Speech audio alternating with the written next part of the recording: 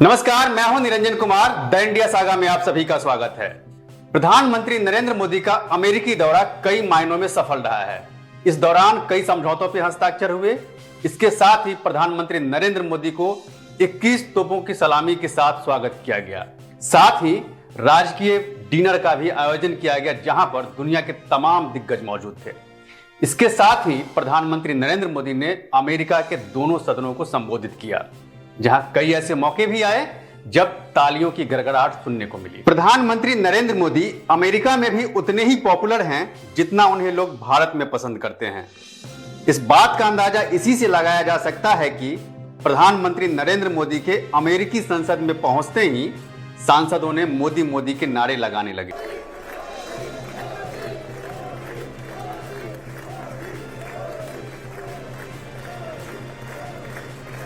इसके बाद प्रधानमंत्री नरेंद्र मोदी ने अमेरिकी संसद के दोनों सदनों, सीनेट और हाउस ऑफ रिप्रेजेंटेटिव्स को 1 घंटे तक संबोधित किया। इस दौरान भी कई बार ऐसे मौके आए जब तालियों की गड़गड़ाहट सुनाई दी। इस पूरे 1 घंटे के दौरान दोनों सदनों के सांसद मौजूद थे, लेकिन जब पीएम मोदी का भाषण खत्म हुआ तो सांसदों के बीच पीएम मोदी का ऑटोग्राफ लेने के लिए होड़ मच गई।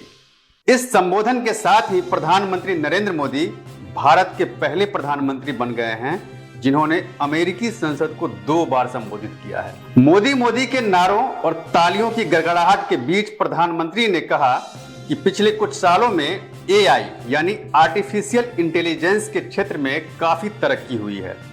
इसके साथ ही एक दूसरा एआई यानी भारत और अमेरिका के रिश्तों में भी बहुत बेहतर प्रगति हुई है।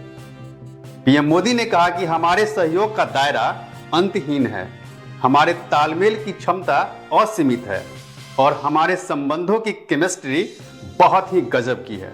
करीब 1 घंटे के अपने संबोधन में प्रधानमंत्री ने कहा कि अमेरिका का लोकतंत्र सबसे पुराना है और भारत का लोकतंत्र सबसे बड़ा है, लिहाजा दोनों देशों की साझेदारी लोकतंत्र के भविष्य के लिए अच्छी है।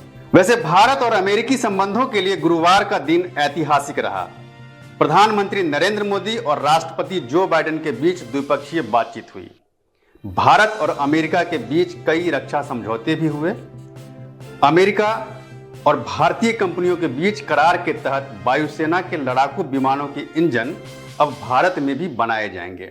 इसके लिए अमेरिकी कंपनी जीई एरोस्पेस ने हिंदुस्तान एरोनॉटिक्स लिमिटेड के साथ समझौता किया है।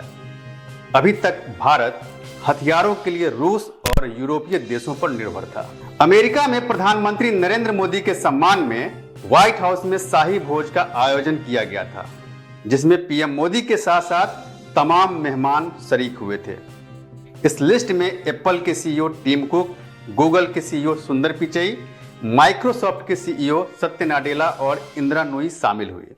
जबकि भारतीय बिजनेसमैन की अगर बात करें तो मुकेश अंबानी अपनी पत्नी नीता अंबानी के साथ और आनंद महिंद्रा सहित कई हस्तियां शामिल हुई। जबकि सरकारी डेलीगेशन की अगर बात करें तो विदेश मंत्री एस जयशंकर और National Security Adviser Ajit Doval भी मौजूद थे। बहरहाल पीएम मोदी का यह अमेरिकी दौरा कई मायनों में सफल रहा है। प्रधानमंत्री नरेंद्र मोदी ने रूस यूक्रेन युद्ध के साथ साथ आतंकवाद पर भी बात की।